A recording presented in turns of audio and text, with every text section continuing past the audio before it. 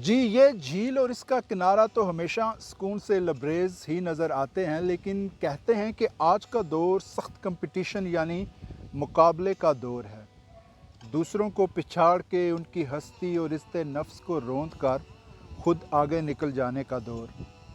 इस दौर में मुरव्वत, लिहाज और ख्वाह-मख़्वाह के इख़लाक़ और नफ़ासत की कोई जगह नहीं। अगर आप इन मामलात में पड़ेंगे तो आपका हाल लखनऊ के उन्हीं दो नवाबों जैसा होगा जो एक दूसरे को मुरव्वतन कहते रहे कि हजूर पहले बस में आप सवार हों, तो दूसरे नवाब साहब कहते थे नहीं हजूर पहले आप, पहले आप, पहले आप। और फिर इसी पहले आप की गर्दान में बस ड्राइवर ने बस दौड़ा दी और वो पहले आप ही करते रह गए।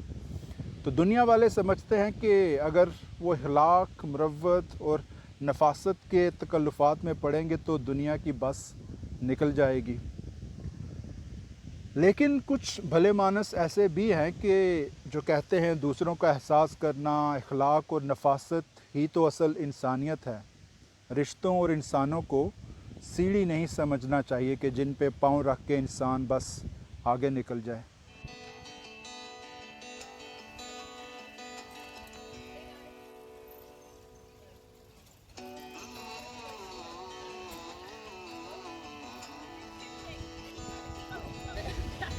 You lot take a chance.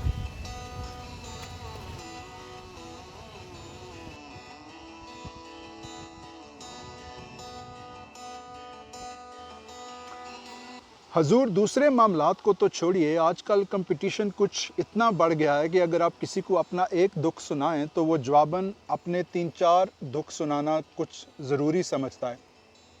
अभी कल की बात सुनिए, मैं ट्रेन में बैठा अपने काम से वापस आ रहा था तो मेरे बराबर दो अशख़ास बैठे थे, जहाँ एक दोस्त अपने दूसरे दोस्त को ये बात बता रहे थे परेशानी भरे लहजे के साथ कि यार मेरी जॉब चली गई कोरोना की वजह से, अब दूसरी इंडस्ट्री भी आलमोस्ट बंद चल रही है, तो कहीं दूसरी जॉब मिलने की उम्मीद भी नहीं। सो काफ़ी डिप्रेस हूँ, एंग्जाइटी बढ़ती जा रही है डे बाय डे, समझ में नहीं आता क्या करूँ।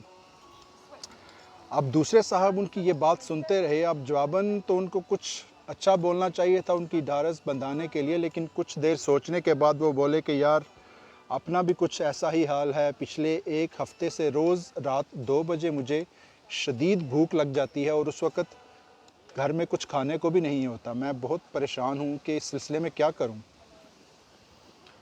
अब ये जवाब सुनने के बाद पहले साहब कुछ देर तो उनका चेहरा तकते रहे, फिर उन्होंने बड़ी मायूसी से हैंड फ्री अपने कानों में ठूंसी और आंखें बंद करके गाने सुनने लगे।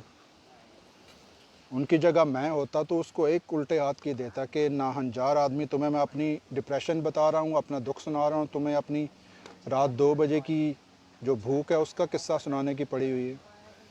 लेकिन वही कंपटीशन का दौर है, कंपटीशन हर मामले में चल रहा है।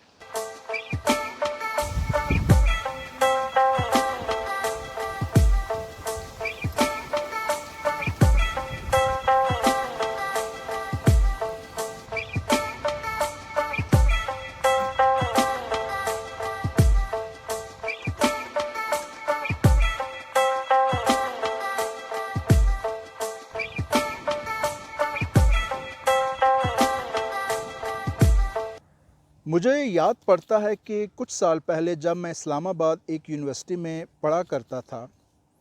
यूनिवर्सिटी कॉलेज की लाइफ में इंसान को चूँकि हर तरह की फ़िक्री आज़ादी मुयस्सर होती है, ना मुआशी मामलात की फ़िक्र, ना दूसरे मुआशरती मामलात का बोझ इंसान पे अभी पड़ा होता है, इसलिए उसको हर जगह रोमांटिक और हर चीज़ में एक अजीब सा रोमांस नज़र आता है।